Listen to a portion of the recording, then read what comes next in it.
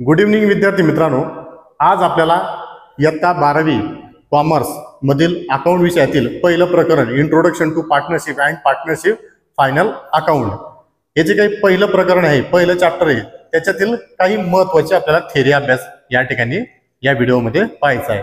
बघा, आता partnership firm मध्ये फायनल अकाउंट नावाचा जो काही आपल्याला प्रॉब्लेम सॉल्व्ह करत असताना आपल्याला 3 अकाउंट आणि 1 स्टेटमेंट असे जे काही 4 घटक आहेत ते आपल्याला अभ्यासायचे असतात। Number 1 trading account, number 2 profit and loss account, number 3 partners capital account आणि नंबर 4 बॅलन्स शीट। म्हणजे 3 अकाउंट आणि चौथं बॅलन्स शीट स्टेटमेंट हे 4 घटकांचा आपल्याला काय करायचा असतो, आपल्याला कॅल्क्युलेशन करून हा प्रॉब्लेम सॉल्व्ह करायचा असतो। आता बघा, या ठिकाणी हा प्रॉब्लेम सॉल्व्ह करत असताना पार्टनर्स कॅपिटलचा जो काही अभ्यास आहे हा आपण मागच्या व्हिडिओमध्ये पाहिलेला आहे। आजच्या आपल्या या व्हिडिओमध्ये आपल्याला ट्रेडिंग अकाउंट असेल, प्रॉफिट अँड लॉस अकाउंट असेल आणि बॅलन्स शीट हे जे काही स्टेटमेंट असेल, या 3 घटकांचा आपल्याला या ठिकाणी या व्हिडिओमध्ये अभ्यास करायचा आहे। आता अभ्यास करत असताना आपल्याला काय बघायचं आहे की ट्रेडिंग अकाउंट असेल, प्रॉफिट अँड लॉस अकाउंट असेल आणि बॅलन्स शीट असेल, तर trading profit and loss account यांच्या डेबिट साईडला कोणकोणते घटक येणार, क्रेडिट साईडला कोणकोणते घटक येणार, त्याच्यानंतर बॅलन्स शीट हे जे काही स्टेटमेंट आहे याच्या लायबिलिटी साईडला कोणकोणते घटक येणार, ऍसेट साईडला कोणकोणते घटक येणार आणि यांचा फायदा काय असतो ते आपल्याला या व्हिडिओच्या माध्यमातून पाहायचं आहे। तर या ठिकाणी आपल्याला दिलेलं आहे ट्रेडिंग अकाउंट। ट्रेडिंग अकाउंट हे कोणत्या प्रकारचं अकाउंट आहे, तर हा आहे नॉमिनल अकाउंट मध्ये या प्रकारामध्ये बसणारा अकाउंट। आता या ठिकाणी ट्रेडिंग अकाउंटच्या डेबिट साईडला कोणकोणत्या घटकांचा अभ्यास केला जात असतो, कोणकोणते घटक या ठिकाणी रेकॉर्ड केले जात असतात, तर असे खर्च जे प्रोडक्शनशी संबंधित आहे। उदाहरणार्थ आपला हा जो काही इंटरॅक्टिव्ह बोर्ड आहे समोर, याला स्मार्ट बोर्ड असं म्हणतात। हा स्मार्ट बोर्ड तयार करण्यासाठी जो काही खर्च लागलेला आहे त्याला काय म्हटलं जातं, डायरेक्ट खर्च, प्रत्यक्ष खर्च। मग हा जो काही प्रत्यक्ष खर्च आहे हा रेकॉर्ड केला जात असतो ट्रेडिंग अकाउंटच्या डेबिटला। मग चला पाहूया, ट्रेडिंग अकाउंटच्या डेबिटला पहिला घटक आपण रेकॉर्ड करत असतो ओपनिंग स्टॉक। ओपनिंग स्टॉक म्हणजेच काय, तर या ठिकाणी हा जो काही इंटरॅक्टिव्ह बोर्ड आहे, हा इंटरॅक्टिव्ह बोर्ड तयार करण्यासाठी जे जे काही पार्ट आपल्याला बाहेरच्या देशातून किंवा बाहेरच्या राज्यातून किंवा इतर कंपन्यांमधून आपण आयात करतो आणि त्याचा वापर करून आपण हा इंटरॅक्टिव्ह बोर्ड बनवतो। मग आता या वर्षी जे काही आपलं 1 एप्रिल ते 31 मार्च या तारखेच्या आतमध्ये जे काही फायनान्शियल इयर संपल्यानंतर जो काही माल उरलेला असतो तो पुढच्या वर्षी म्हणजे या वर्षाचा क्लोजिंग, पुढच्या वर्षाचा काय होत असतो, ओपनिंग होत असतो, त्यालाच म्हटलं जातं ओपनिंग स्टॉक। त्याच्यानंतर परचेसेस म्हणजेच काय, तर या ठिकाणी आपल्या व्यवसाय संघटनेमध्ये, कंपनीमध्ये प्रोडक्शन तयार करण्यासाठी जो जो काही आपण रॉ मटेरियल जे काही आपण खरेदी करत असतो त्यालाच म्हटलं जातं टू परचेसेस, त्याचं रेकॉर्डिंग ट्रेडिंगच्या डेबिटला केलं जात असतं। त्याच्यानंतर परचेस केलेल्या जे काही घटक असतील त्याच्यामध्ये जर समजा आपल्याला काही रिटर्न करायचं असेल त्यालाच म्हटलं जातं रिटर्न आउटवर्ड। या ठिकाणी परचेस मधनं ते काय केलं जातं, लेस केलं जातं। आपण एखादी गोष्ट, एखादी वस्तू परचेस केल्यानंतर ती रिटर्न का करतो, तर त्याचे काही कारण असू शकतात। या ठिकाणी आपण मागवलेली वस्तू न मिळता दुसरीच वस्तू कोणती तरी आपल्याकडे आली, ज्या वेळेला मागवली होती त्या वेळेला ती वस्तू नाही आली तर आपण ते रेकॉर्ड करतो। त्याच्यानंतर वस्तू डॅमेज असेल तर ते आपण काय करत असतो, रिटर्न करत असतो। मग परचेस मधनं हे लेस रिटर्न आउटवर्ड म्हणजेच काय, परचेस केलेला माल जर रिटर्न करायचा असेल तर परचेस मधनं काय केला जातो, लेस केला जातो। आणि कुठं केला जातो, तर ट्रेडिंगच्या डेबिटला केला जातो। त्याच्यानंतर कॅरेज इनवर्ड, जे काही आपण माल आयात केलेला आहे त्याचं जे काही वाहून आणलेला आहे, इनवर्ड म्हणजे आपल्या व्यवसाय संघटनेमध्ये आलेला आहे, त्याचं रेकॉर्ड सुद्धा ट्रेडिंग अकाउंटच्या डेबिटला केलं जातं। फ्रेट, जे काही आपण जहाजातून जो काही माल आणतो त्याचं जे काही भाडं असेल तेच फ्रेट। त्याच्यानंतर डॉक चार्जेस म्हणजेच काय, ज्या बंदरावरती आपला माल उतरणार आहे त्या बंदराचं आपल्याला काहीतरी भाडं द्यावं लागत असतं, त्याला म्हटलं जातं डॉक चार्जेस। कस्टम ड्युटी, जे काही आपण बाहेरच्या ज्या काही देशातून जे काही सीमा ओलांडून जे काही आपण प्रोडक्शन किंवा प्रोडक्ट आपण विकत आणत असतो त्याचं जो काही शुल्क आपल्याला द्यावं लागत असतो त्याला म्हटलं जातं कस्टम ड्युटी। त्याच्यानंतर वेजेस म्हणजे मजुरी आणि काय म्हटलेलं आहे, प्रोडक्टिव्ह म्हणजेच काय, प्रोडक्शनच्या संबंधीची जी काही मजुरी असेल ती मजुरी सुद्धा आपल्याला ट्रेडिंगच्या डेबिटला आपल्याला काय करायची असते, रेकॉर्ड करायची असते। टू मॅन्युफॅक्चरिंग वेजेस, मॅन्युफॅक्चरिंगशी संबंधित जे काही मजुरी असेल ते आपण ट्रेडिंगच्या डेबिटला रेकॉर्ड करतो. त्याच्यानंतर टू वेजेस अँड सॅलरी. आता या ठिकाणी वेजेस हा जो काही घटक आहे या ठिकाणी पण आलेला आहे, इथं पण आलेला आहे आणि आता तिसऱ्यांदा आलेला आहे. तर वेजेस, नुसतं वेजेस असेल तर त्याचं रेकॉर्डिंग कुठे केलं जात असतं, ट्रेडिंगच्या डेबिटला केलं जात असतं. नुसतं सॅलरी असेल तर याचं रेकॉर्ड केलं जात असतं प्रॉफिट अँड लॉसच्या अकाउंटच्या डेबिटला केलं जात असतं. पण मात्र ज्या ज्या ठिकाणी वेजेस अँड सॅलरी आलेला असेल किंवा सॅलरी अँड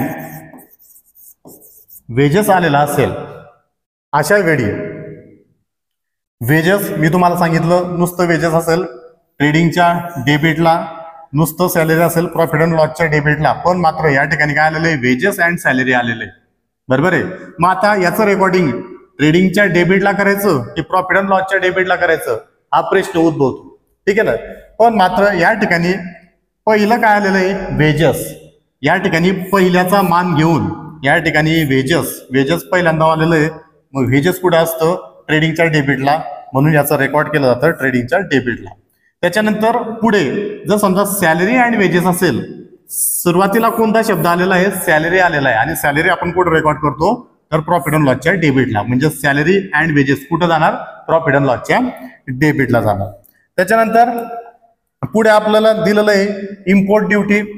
जे काय आपण आयात केलेला असेल त्या आयातशी संबंधित जो काही खर्च आपण दिलेला आहे इम्पोर्ट ड्युटी त्याला म्हणतात. त्याच्यानंतर coal, gas, motive power, oil, water आणि ग्रीस. या ठिकाणी आपल्या व्यवसाय संघटनेमध्ये, कंपनीमध्ये आपण ज्या वेळेस मॅन्युफॅक्चरिंग करत असतो, मॅन्युफॅक्चरिंग करत असताना आपल्याला आपल्या व्यवसाय संघटनेतील जे काही मशिनरी असतात त्या मशिनरीची आपल्याला काय करावे लागते, हालचाल करावी लागतात, ऍक्टिव्ह करावे लागतात. मग ऍक्टिव्ह करण्यासाठी म्हणजेच काय, ती मशीन चालवण्यासाठी मग एक तर ती लाईट वरती असेल, ती पेट्रोलवरती असेल, डिझेलवरती असेल, गॅसवरती असेल किंवा कोळशावरती असेल. अशा पद्धतीने म्हणजेच काय तर मशीन चालवण्यासाठी जे काही इंधनाचा वापर केला जात असतो त्याचं रेकॉर्ड सुद्धा कुठं केलं जात असतं तर ट्रेडिंगच्या डेबिटला केलं जात असतं. त्याच्यानंतर रॉयल्टी, परचेस, प्रोडक्शन, जो काही स्वामित्व हक्क ज्याला म्हणतात ते आपल्याला ट्रेडिंगच्या डेबिटला रेकॉर्ड करावं लागतं. त्याच्यानंतर प्रायमरी पॅकिंग चार्जेस म्हणजेच काय, वस्तू तयार केल्या जी काही प्राथमिक स्वरूपाची जी काही पॅकिंग असते त्या पॅकिंगचा, प्राथमिक स्वरूपाची जी काही पॅकिंग असते त्याचा खर्च कुठं केला जात असतो, रेकॉर्ड ट्रेडिंगच्या डेबिटला केला जात असतो. त्याच्यानंतर फॅक्टरी लाइटिंग अँड हिटिंग. या ठिकाणी आपल्या फॅक्टरीमधील जे काही लाइटिंग म्हणजेच काय तर त्या ठिकाणी जे काही आपली इलेक्ट्रिसिटी आहे कुठली फॅक्टरीमधील त्याचं रेकॉर्डिंग पुढे केलं जात असतं तर ट्रेडिंगच्या डेबिटला केलं जात असतं. Factory insurance. बघा इन्शुरन्स का काढला जात असतो तर इन्शुरन्स हा आपली जे काही कंपनी मालक असेल, बिझनेसमॅन असेल, व्यावसायिक असेल यांचा भविष्यामध्ये होणारा जो काही धोका आहे तो धोका कमी करण्यासाठी प्रत्येक कंपनी काय करत असते, इन्शुरन्स काढत असते. मग अशी जे काही फॅक्टरीचा जो काही इन्शुरन्स असेल, फॅक्टरीचा इन्शुरन्स असेल तर त्या ठिकाणी त्याचं रेकॉर्डिंग कुठे केलं जात असतं, ट्रेडिंगच्या डेबिटला केलं जात असतं. त्याच्यानंतर वर्क्स मॅनेजर सॅलरी. जे काही मॅनेजर्स असतील जे प्रोडक्शनच्या संबंधित काम करतायत असे जे काही व्यवस्थापक असतील त्यांची जी काही सॅलरी असेल, पेमेंट असेल ते सुद्धा ट्रेडिंगच्या डेबिटला रेकॉर्ड केलं जातं. त्याच्यानंतर ग्रॉस प्रॉफिट, ढोबळ नफा, मराठीमध्ये त्याला काय म्हणतात, ढोबळ नफा. मग याच्यामध्ये काय असतं तर त्यामध्ये मजुरांचा खर्च असेल, इन्कम टॅक्स असेल, हे सगळं या ठिकाणी वस्तू तयार होणारा जो काही खर्च असेल तर सगळं याच्यामध्ये ऍड असतो आणि यालाच काय म्हटलं जातं तर ग्रॉस प्रॉफिट असं म्हटलं जातं. उदाहरणार्थ या ठिकाणी यावर्षी 1 कोटी रुपये प्रॉफिट झालेला असेल, पण मात्र या प्रॉफिटमध्ये 1 कोटी प्रॉफिटमध्ये आपल्याला गव्हर्नमेंटला द्यायचा टॅक्स पण इन्क्लूड आहे. त्याच्यानंतर आपले वर्कर्स असतील, कर्मचारी असतील त्यांचं पेमेंट पण इन्क्लूड आहे. ठीक आहे ना. असे सगळे घटक ऍड होऊन जे काही इन्कम येत असतं त्यालाच काय म्हटलं जातं, ग्रॉस प्रॉफिट असं म्हटलं जात असतं. यालाच मराठीमध्ये ढोबळ नफा असं म्हणतात. आता ही झाली ट्रेडिंगची डेबिट साईड. आता ट्रेडिंगच्या डेबिट साईडला आपण ज्या ज्या घटकांचा अभ्यास केलेला आहे ते घटक तुम्हाला रेकॉर्ड करत असताना फक्त आणि फक्त ट्रेडिंगच्या डेबिटलाच रेकॉर्ड करायचे आहे. ते कधी तुम्हाला ट्रेडिंगच्या क्रेडिटला असेल प्रॉफिट अँड लॉसच्या डेबिटला असेल किंवा प्रॉफिट अँड लॉसच्या क्रेडिटला असेल असं नसतं. तर त्या ठिकाणी ट्रेडिंगचे घटक हे फक्त आणि फक्त ट्रेडिंगच्या डेबिटलाच दिसणार. ट्रेडिंगच्या डेबिटला येणारे घटक जे आपण आता अभ्यासले ते तुम्हाला नेहमी आणि नेहमी त्या ठिकाणी ट्रेडिंगच्या डेबिटलाच काय करावं लागणार आहे, रेकॉर्ड करावं लागणार आहे. काही एक दोन बाबी आहे अपवाद, ते अपवाद काय काय असतील ते प्रॉब्लेम सॉल्व्ह करत असताना मी तुम्हाला सांगेल. त्याच्यानंतर दुसरी साईड जी आहे ट्रेडिंग अकाउंटची क्रेडिट साईड.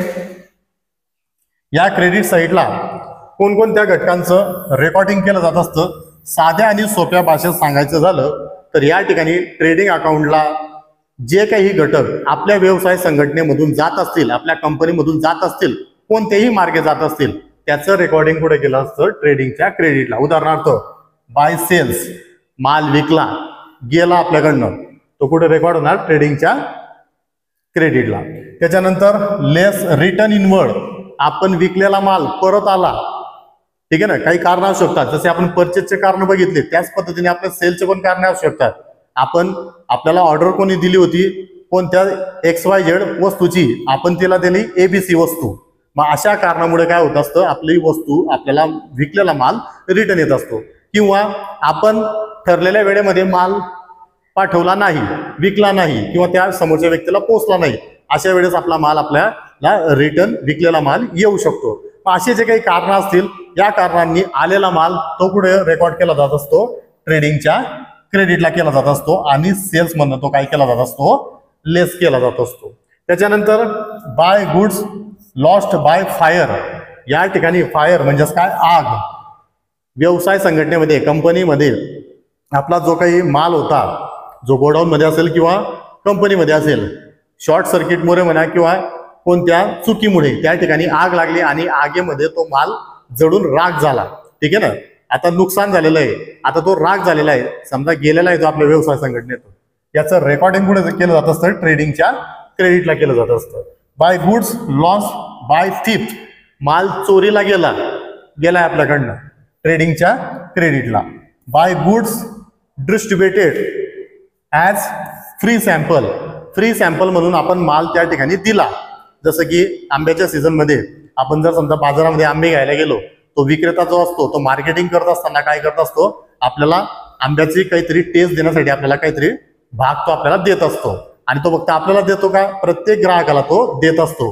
आणि असे दिवसभरामध्ये त्याचे बरेचसे आंबे सॅम्पल म्हणून जात असतात आणि त्याला त्याचा लॉस त्या ठिकाणी सहन करावा लागत असतो. मग या ठिकाणी जो काही सॅम्पल म्हणून दिलेला जो काही माल असेल, आपल्या व्यवसाय संघटनेतून गेलाय तो पण, त्याचं पण रेकॉर्ड पुढे केलं जात असतं ट्रेडिंगच्या क्रेडिटला. By goods lost in accident, आपण माल तयार केला, तो गाडीमध्ये भरला आणि आपल्या जे काही ग्राहक असेल, आपली ऑर्डर असेल तिथपर्यंत आपण वाहतुकीसाठी पाठवला, पण ऍक्सिडेंट झाला, गाडी त्या ठिकाणी पलटी झाली, त्या ठिकाणचा जो काही माल आहे पूर्ण रस्त्यावर गेला. रस्त्यावर पडल्यानंतर त्या ठिकाणचा जो काही माल आहे कोणीतरी उचलून नेला किंवा तो डॅमेज झाला, ऍक्सिडेंटमध्ये डॅमेज झाला, तर त्याचं रेकॉर्डिंग सुद्धा कुठे केलं जात असतं, ट्रेडिंगच्या क्रेडिटला केलं जात असतं. By goods withdrawn by partner, या ठिकाणी जे काही पार्टनर्स आहेत यांनी काय केलं, त्यांच्या वैयक्तिक कामासाठी, पर्सनल यूजसाठी कंपनीमधील जो काही गुड्स आहे तो विड्रॉल केला, घेऊन गेले, त्याचं रेकॉर्ड सुद्धा कुठे केलं जात असतं, ट्रेडिंगच्या क्रेडिटला. बाय क्लोजिंग स्टॉक, काहीतरी माल या वर्षाचा, जे काही आपलं आर्थिक वर्ष संपलं, आर्थिक वर्ष संपल्यानंतर जोही काही माल आपल्याकडे शिल्लक राहिलेला आहे त्याचं रेकॉर्डिंग कुठे केलं जात असतं, ट्रेडिंगच्या क्रेडिटला.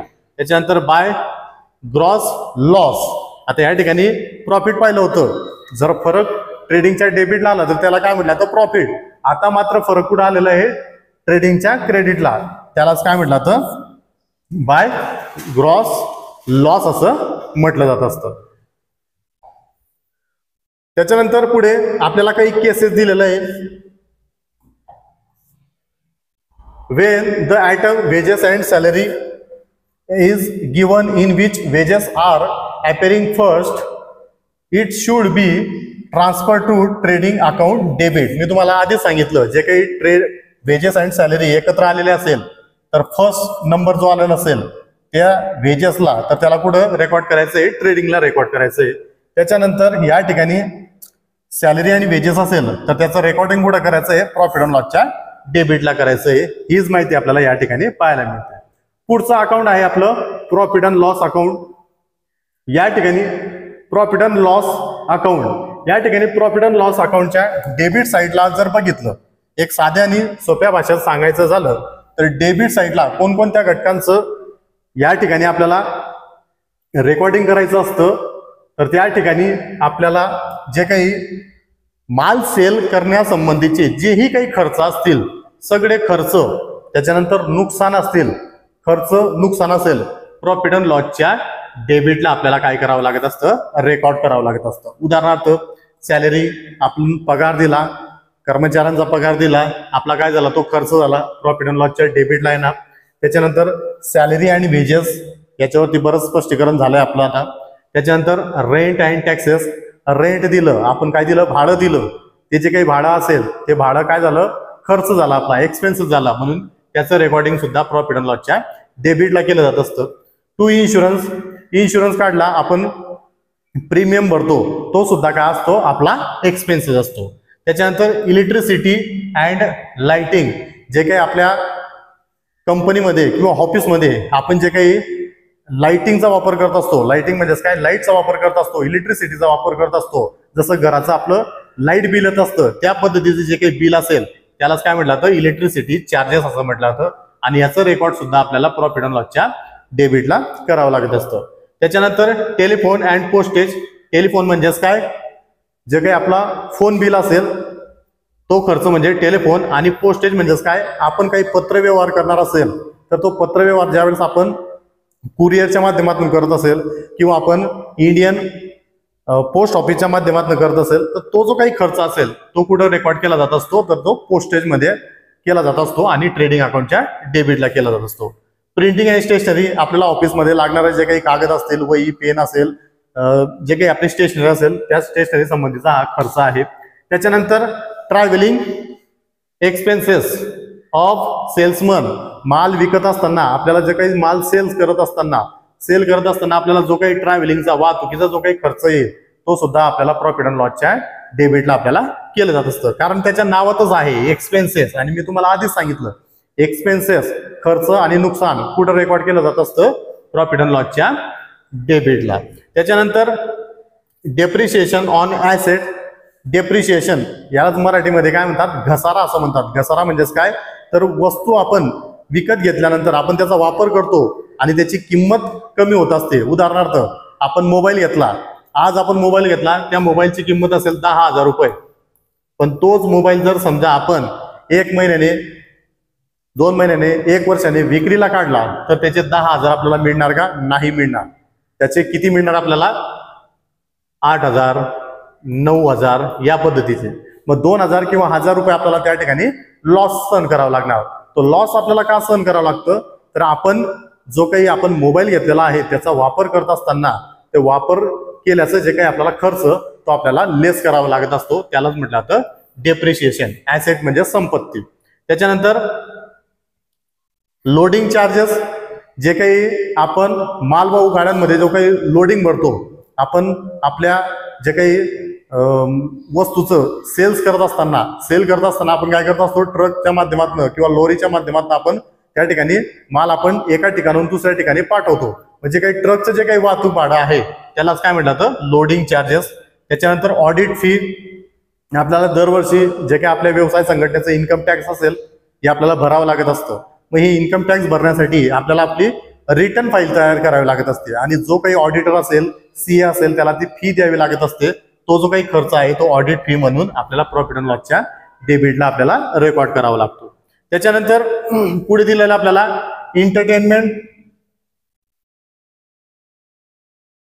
एंटरटेनमेंट एक्सपेन्सेस, जे काही मनोरंजनाचे जो काही खर्च असेल त्याचा संबंधी आपल्याला जो काही खर्च असेल तो प्रॉफिट अँड लॉसच्या डेबिटला आपल्याला रेकॉर्ड करावा लागत असतो.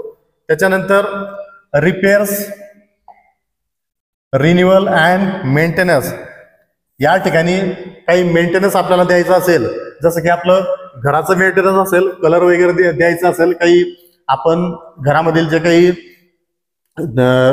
आपल्याला काही सुधरवायचं असेल, मग त्याच्यामध्ये समजा आपल्या घरामध्ये फर्श बदलवायची आहे, भिंतींचा जो काही प्लास्टर आहे ते निघालेलं आहे ते करायचं आहे, असा जो काही खर्च असेल त्याला काय म्हणतात तर मेंटेनन्स. त्याच पद्धतीने आपल्या व्यवसाय संघटनेमधील जे काही कंपनीमधील जे काही आपल्या ऑफिसमधील जो काही मेंटेनन्स असेल तो मेंटेनन्स असेल हा आपल्याला आपल्या प्रॉफिट अँड लॉसच्या डेबिटला रेकॉर्ड करावा लागत असतो. त्याच्यानंतर इंटरेस्ट ऑन लोन, आपण बँकेकडनं किंवा इतर कोणत्या तरी व्यक्तीकडनं कर्ज घेतलेला असेल, त्या कर्जाचा जो काही आपल्याला व्याज द्यायचं असेल त्याचं रेकॉर्डिंग आपल्याला प्रॉफिट अँड लॉसच्या डेबिटला करावं लागतं. त्याच्यानंतर सेंड्री मिसलेनियस एक्सपेन्सेस, सेंड्री म्हणजेच काय किरकोळ, मिसलेनियस म्हणजेच किरकोळ, जे काही किरकोळ खर्च आहेत ते किरकोळ खर्चाचं रेकॉर्डिंग प्रॉफिट अँड लॉसच्या डेबिटला करावं लागतं. त्याच्यानंतर कन्व्हिनियन्स वाहतूक खर्च, loss by fire, theft and accident, जो काही माल आपण आपल्या व्यवसाय संघटनेमधनं कंपनीमधनं जर समजा आग लागून राग झालेला असेल, चोरीला गेला असेल किंवा ऍक्सिडेंट झाला असेल तर त्याचं ऍडजस्टमेंट मधील जे काही आपल्याला दुसरा इफेक्ट आहे तो आपल्याला प्रॉफिट अँड लॉसच्या डेबिटला करावा लागत असतो. Warehouse rent, warehouse म्हणजेच काय तर त्या ठिकाणी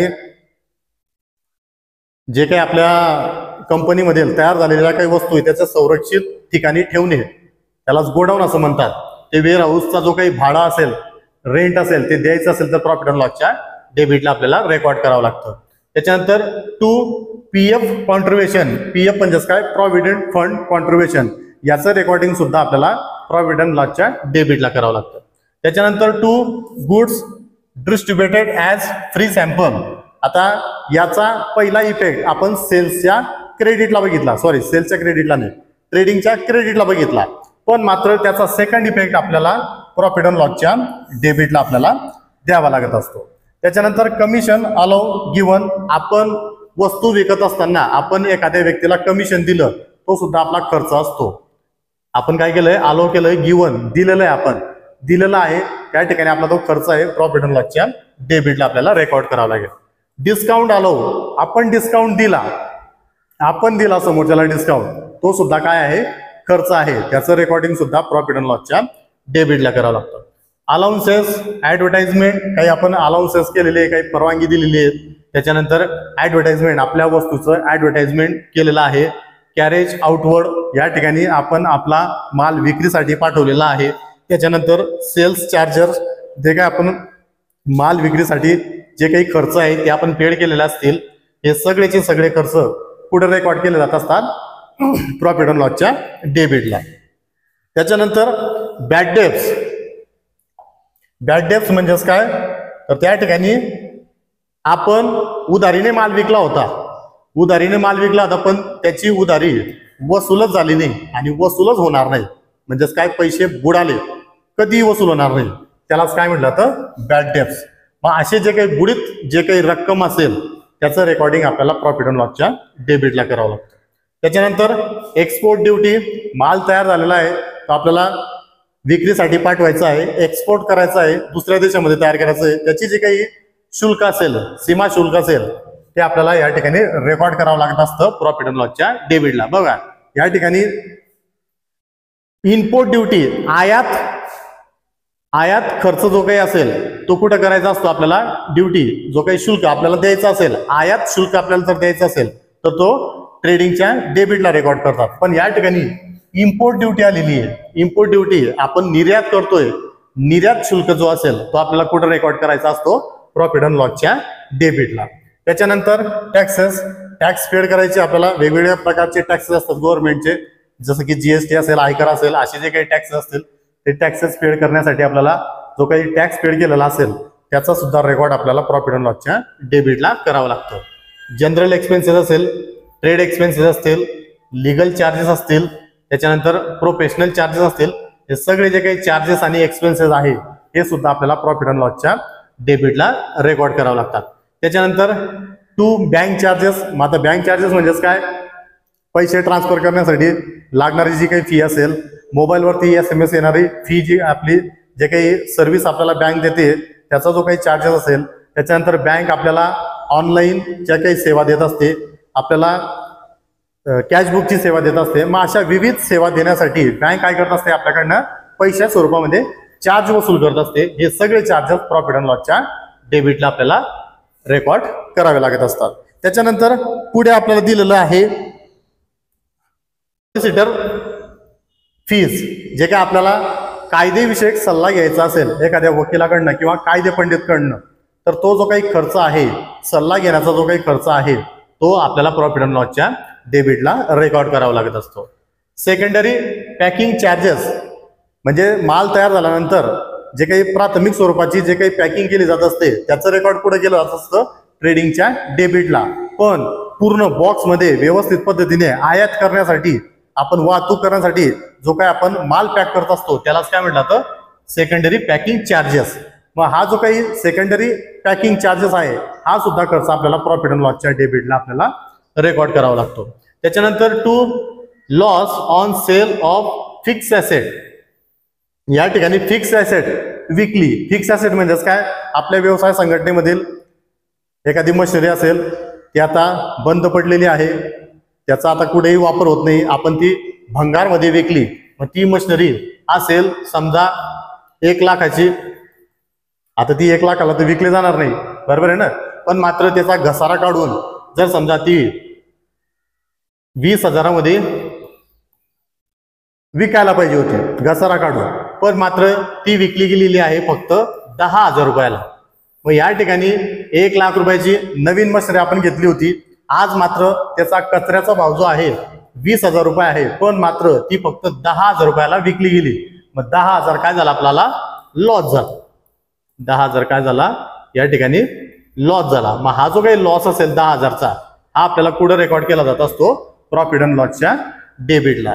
त्याच्यानंतर net profit transfer to partners capital account. ज्यावेळेस आपण प्रॉफिट अँड लॉस अकाउंट आपण क्लोज करतो, आपण profit and loss account close करत असताना जर आपल्याला प्रॉफिट झालेला असेल तर त्याचं रेकॉर्डिंग पुढे केलं जात असतं प्रॉफिट अँड लॉसच्या डेबिटला. आणि लॉस जर झालं तर त्याचाच आपल्याला रेकॉर्डिंग पुढे पाहायला मिळत असतं. तर त्या ठिकाणी प्रॉफिट अँड लॉसच्या क्रेडिट साईडला, म्हणजेच या क्रेडिट साईडला आपल्याला ते या ठिकाणी आपल्याला पाहायला मिळत असतं.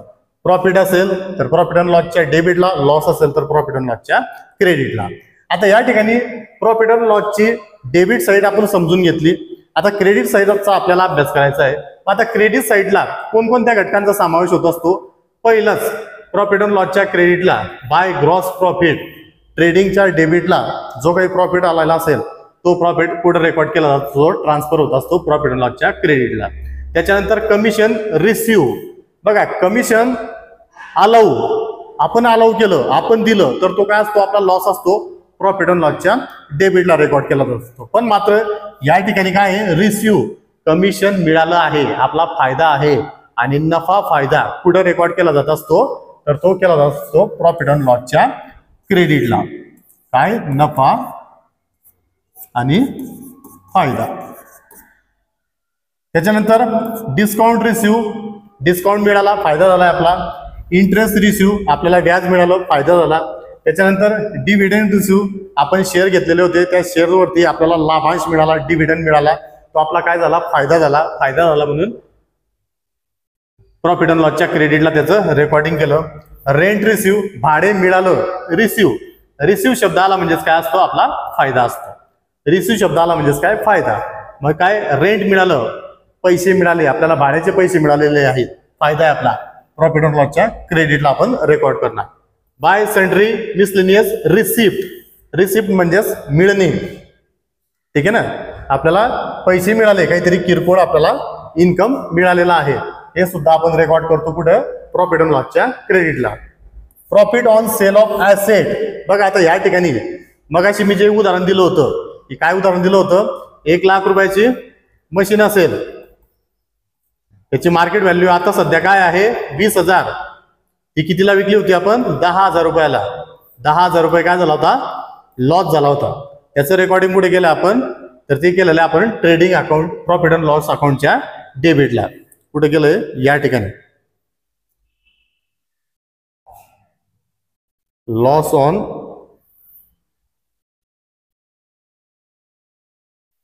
On sale of fix asset. पण मात्र काय होतं रे, 1,00,000 रुपयाची मशीन आहे नवीन, त्याची मार्केट व्हॅल्यू आहे 20,000, पण मात्र ती भंगारमध्ये 30,000 रुपयाला विक्रीला गेली. 10,000 काय मिळालं आपल्याला, प्रॉफिट मिळालं. हा आपला फायदा आहे. याचं रेकॉर्डिंग पुढे केलं जात असतं प्रॉफिट अँड लॉस अकाउंटच्या क्रेडिटला या ठिकाणी केलं जात असतं. प्रॉफिट अँड लॉस अकाउंटच्या क्रेडिटला profit on sale of asset. अशा पद्धतीने प्रॉफिट अँड लॉस अकाउंट जे आहे त्याचा आपण काय केलेलं आहे या ठिकाणी अभ्यास आपण या ठिकाणी केलेला आहे. पुढे आपल्याला बघायचं आहे बॅलन्स शीट. बॅलन्स शीट हे काय आहे, अकाउंट नाही आहे, यालाच काय म्हटलं जातं, स्टेटमेंट असं म्हटलं जातं. आणि या ठिकाणी बॅलन्स शीटमुळे आपल्याला काय मिळत असतं, तर त्या ठिकाणी बॅलन्स शीटमुळे आपल्या कंपनीची जी काही फायनान्शियल पोझिशन आहे, या ठिकाणी आपण कंपनीची प्रॉफिटमध्ये आहे की लॉसमध्ये आहे, याची जी काही फायनान्शियल पोझिशन असेल प्रत्येक कंपनीची त्याच्या बॅलन्स शीटवरनं कळत असते. आता बॅलन्स शीटला डेबिट आणि क्रेडिट साईड असते का, नाही. बॅलन्स शीटला डेबिट आणि क्रेडिट साईड नसते. कारण का, तर trading account, profit and loss account किंवा पार्टनर्स कॅपिटल अकाउंट हे काय आहे, सगळे अकाउंट आहे, म्हणून यांना डेबिट आणि क्रेडिट साईड असते. पण मात्र बॅलन्स शीट हे काय आहे, स्टेटमेंट आहे. हे काय आहे, स्टेटमेंट आहे. मग याला स्टेटमेंटला एक लेफ्ट साईड आणि राईट साईड.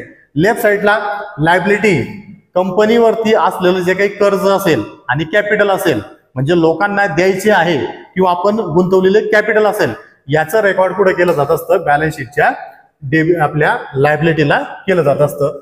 या ठिकाणी ABC जे काही पार्टनर्स आहेत त्यांचे कॅपिटलचं बॅलन्स दिलेलं आहे. त्याच्यानंतर partners current account, credit balance, general reserve. या ठिकाणी व्यवसाय संघटना ज्यावेळेस प्रॉफिट कमवत असते त्या प्रॉफिटमधनं काही भाग भविष्यामध्ये होणाऱ्या धोक्यांपासून वाचण्यासाठी काही रक्कम रिझर्व्हवर ठेवत असते. मग त्या रिझर्व्हरचं जे काही रेकॉर्डिंग असतं कुठे केलं जात असतं, बॅलन्स शीटच्या लायबिलिटी साईडला केलं जात असतं. Profit and loss account, loan and mortgage, जे काही तारण कर्ज असेल, देणं आपलं, देण्याची साईड लायबिलिटी साईडला ते रेकॉर्ड केलं जात असतं. बँक लोन, बँकेचं लोन, लोन फ्रॉम पार्टनर्स, त्याच्यानंतर बिल्स पेएबल, काही जे काही उधारीने आपण वस्तू घेतलेला आहे त्याचे बिल आपल्याला द्यायचे आहेत. त्याच्यानंतर बँक ओव्हरड्राफ्ट, बँकेचं छोट्या स्वरूपाचं कर्ज. त्याच्यानंतर सेंट्री क्रेडिटर, काही उधारीने रक्कम आपण घेतलेली आहे ती रक्कम असेल. अशा पद्धतीचे सगळेचे सगळे जे काही देणं असेल कंपनीचं, जे काही कर्ज असेल कंपनीवरती, त्याचं रेकॉर्डिंग पुढे असतं. तर या ठिकाणी आपल्याला लायबिलिटी साईडला पाहायला मिळतं. त्याच्यानंतर डिस्काउंट ऑन क्रेडिटर्स असेल, outstanding income receive in advance, म्हणजेच काय, जेही प्रकारचं जो काही इन्कम आपल्याला ऍडव्हान्स मध्ये मिळालेला आहे, इन्कम आहे पण ऍडव्हान्स मध्ये मिळालेला आहे, त्याचं रेकॉर्डिंग लायबिलिटी साईडला केलं जात असतं. त्याच्यानंतर प्रोव्हिजन फॉर टॅक्सेस, जे काही आपल्या टॅक्सेस संबंधीच्या ज्या काही तरतुदी आहेत त्याचं रेकॉर्ड आपल्याला लायबिलिटी साईडला केलं जात असतं. रिझर्व्ह फंड असेल, प्रॉव्हिडंट फंड असेल आणि इन्व्हेस्टमेंट असेल.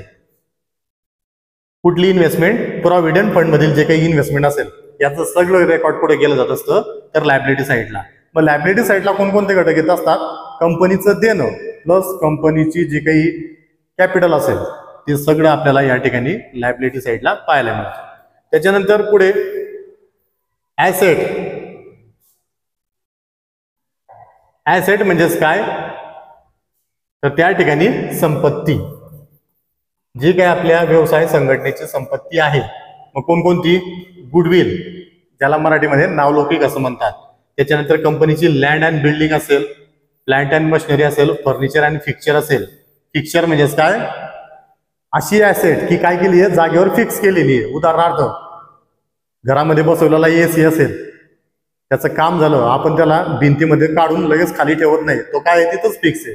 यूज करायचा असेल आपण ऑन करतो, यूज करायचा नसेल आपण त्याला ऑफ करतो, पण त्याला भिंतीमधून आपण काढत नाही, कारण का तो त्या ठिकाणी फिक्स झालेला आहे.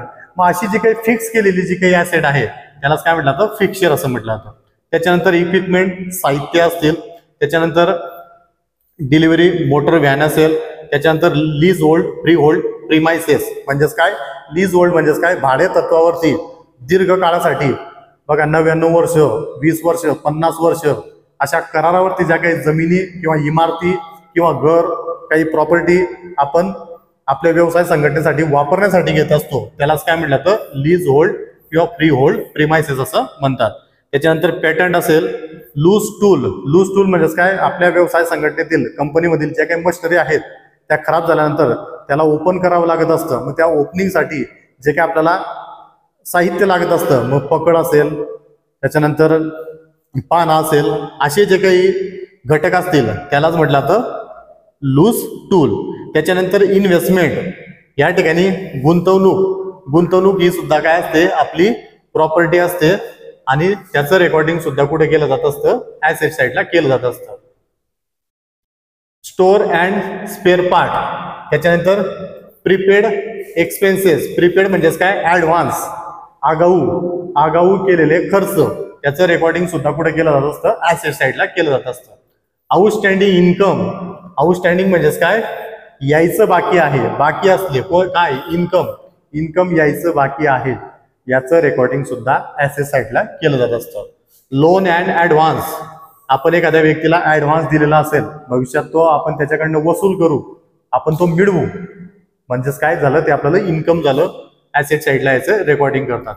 Closing stock. मागच्या वर्षाचा काही स्टॉक आपल्या कंपनीचा उरलेला आहे, तो यावर्षी आपल्याला वापरायचा आहे, तो जो काही क्लोजिंग स्टॉक, ती सुद्धा आपली काय असते, प्रॉपर्टी असते. त्याच्यानंतर सन्ड्री डेटर.